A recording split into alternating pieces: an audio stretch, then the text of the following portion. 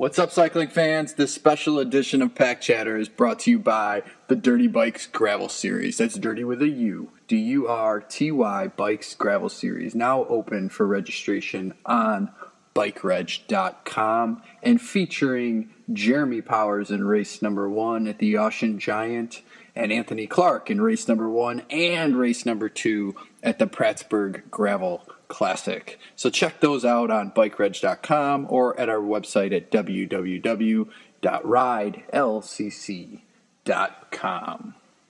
This isn't a road race. This isn't a mountain bike race. This is definitely something that's in the middle of both of those, and it attracts a certain type of person, and I fit that mold. So with my co-host, the sensei of sprint, Todd Shesky. Dude, I'm still figuring this out. It's like if it's too surface of a conversation, sometimes for me it's I don't know, mentally I'm just not as invested. When John Boy and I used to talk to each other on the phone after races, we'd call each other driving home and we would talk about the race longer than the race was. You'll never go out on a training ride and dig that deep. So if you want to get fit, you got to do the Free Gravel Series because it's... All right, what's up, cycling junkies? I got a special edition of Pack Chatter here today. Todd is running around the world. He's in Chile right now with Dieter Drake, and we're going to do a show with him a little later on tonight. But I got a really special guest straight from the Squid Squad World Tour in Japan, coming off a huge win this weekend. With us tonight is my man, the El Camino jumping savage, Anthony Clark. What's up, brother? What's going on, bro? Man, congrats on the win. That's awesome. Thanks, man. I really appreciate it. It felt really good because I think this is the first season ever I've had 2 UCI wins in 1 year.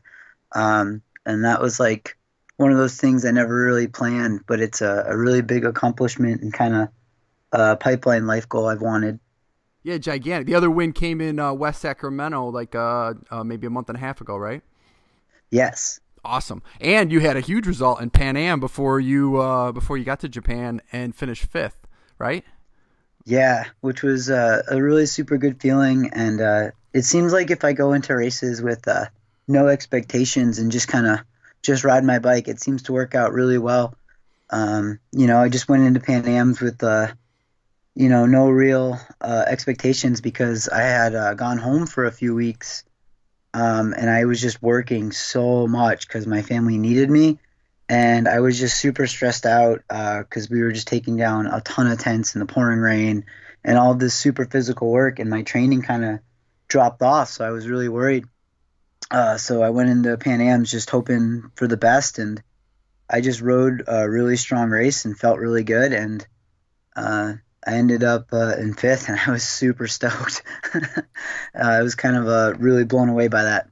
Yeah. I mean, is it fair to say this is the best season you've had? I mean, between Pan Am's, the 2 wins, 3rd at Gloucester, you had some pretty good results this year.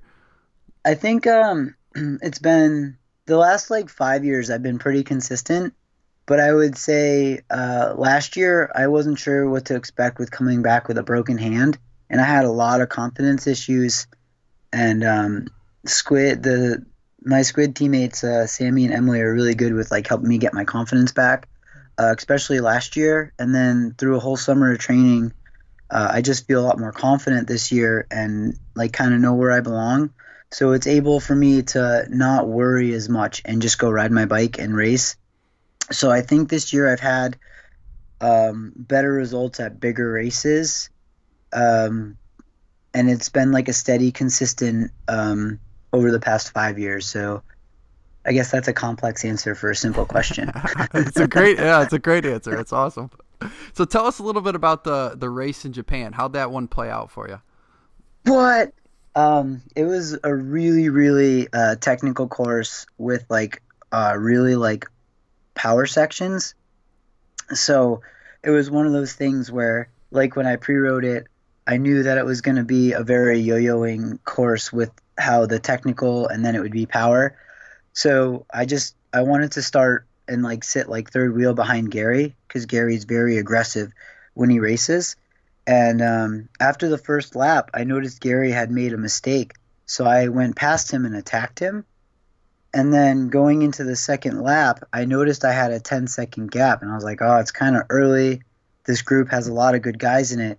And then I saw Gary he must have made another mistake because he was like 20 seconds back. And I was like, well, I guess it's time to go. So I attacked really hard, and I got the gap to about 30 seconds.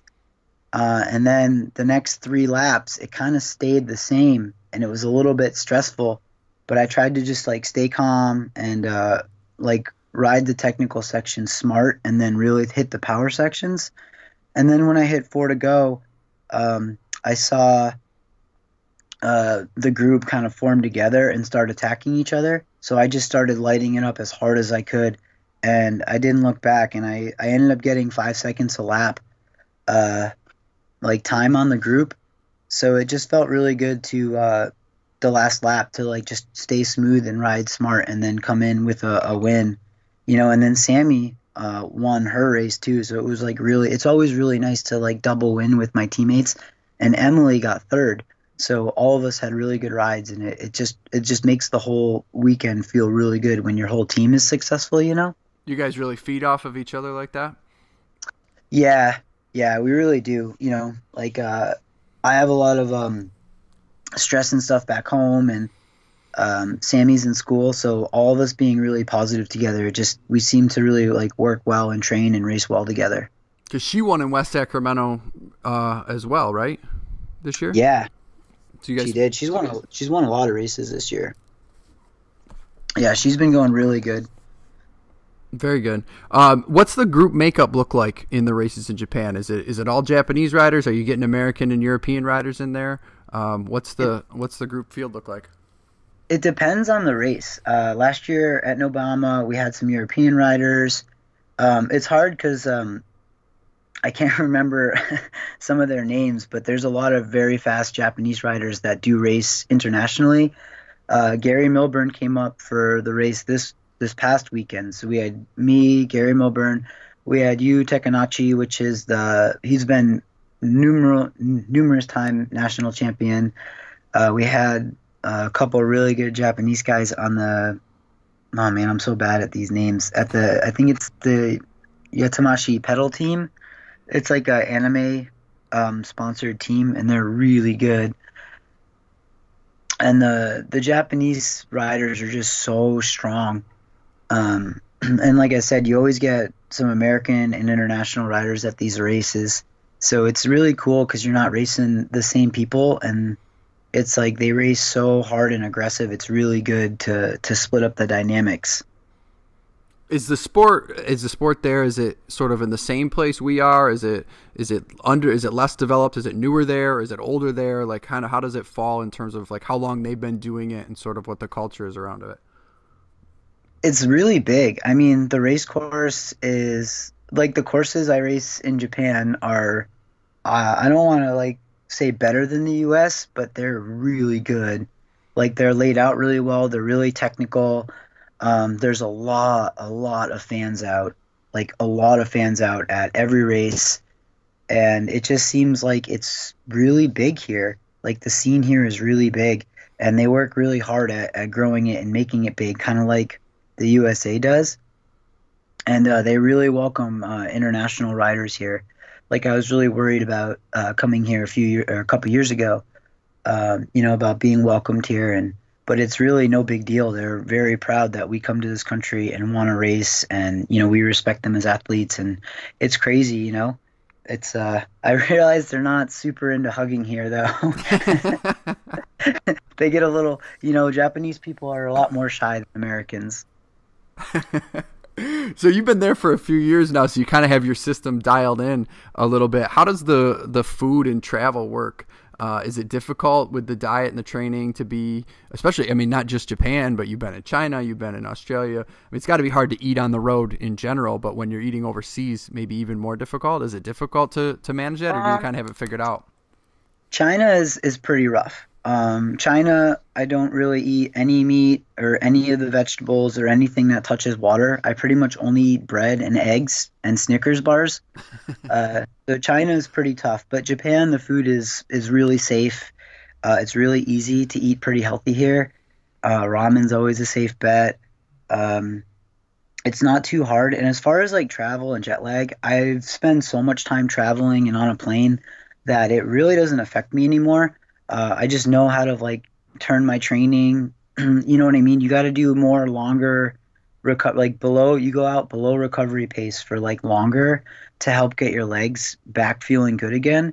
And I've just kind of figured out what to do to training to make my body feel really good here to not really affect that as much.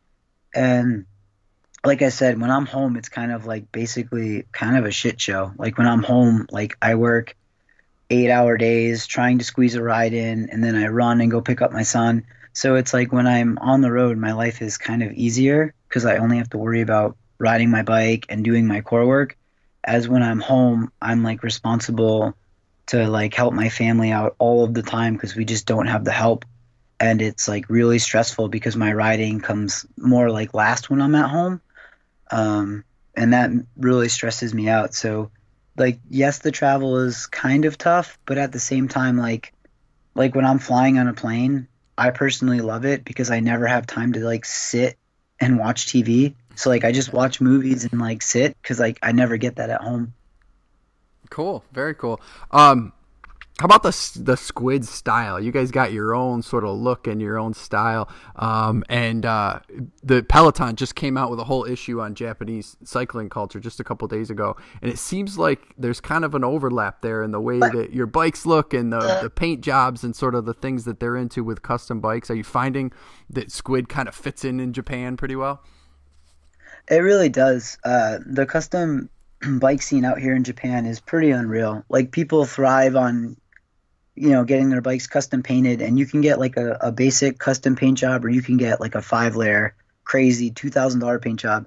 When you're at the races, you see a lot of custom painted bikes, and it's a really big scene. And as like the Squid style goes, it's like, I don't know. I just think like we fell like Squid kind of like, I fell into Squid and then it grew around me and I grew with Squid, and then Sammy fell into it too. And like Sammy has her own style and I kind of have my own style, and same with Emily and Chris. But it's like it all works so well with Squid because it's like all of our styles are so different, but they work very well with how diverse the company is, Yeah, absolutely. What's the schedule look like next? Do you race again in Japan, or you start traveling, or what? So Friday we're going to head up to Nobayama, which is Daisuke's race. It's up in the mountains, so it's a C1, C2, but it's going to be pretty brutally cold and agonizing. It's going to be about 40 degrees, pouring rain. There's a lot of snow up there. It's going to be super muddy, and I'm pretty excited for this race. It's a really good race. Daisuke is a really so I'm pretty stoked to go race there. And then Monday we'll come home, or we'll come back to like the house we're staying at in Japan. We'll stay here, and then we're going to travel 5 hours south, and we're going to do Kansai. It's it's going to be weird. We're going to go up and race in the mountains, and then we're going to go race kind of by the beach. Because That's cool. I forget how big Japan is. You know what I mean? Like Nobayama is more in the northern hemisphere, and then where we're going for Kansai is more in the southern hemisphere. You're talking like 7 hours apart. So it's going to be really cool, and I'm really excited for that. I mean, I wish Utsunomiya wasn't so late in December this year, because that race is phenomenal. But after we do Kansai, I'm going to fly it back home to America and take a weekend off. And then I'm going to go to Ruts and Guts down in Oklahoma, and then Nationals. So it's pretty crazy how the season kind of, flies by. Like, I can't believe I've already done, 18 races this year. It's like, really? I've done that many races? That can't be. It goes fast, man. All right. Well, I'll let you go, brother. I know you're busy, and I appreciate you joining us and giving us a little insight into what's going on. And we'll be following your results and watching your Instagram feed for awesome highlights coming up in Japan, man. I appreciate it, man. All right. Good luck, man, and keep it up, and we'll talk again soon. I appreciate it, bro. I'll talk to you soon. All right. Later, brother. Later, bro.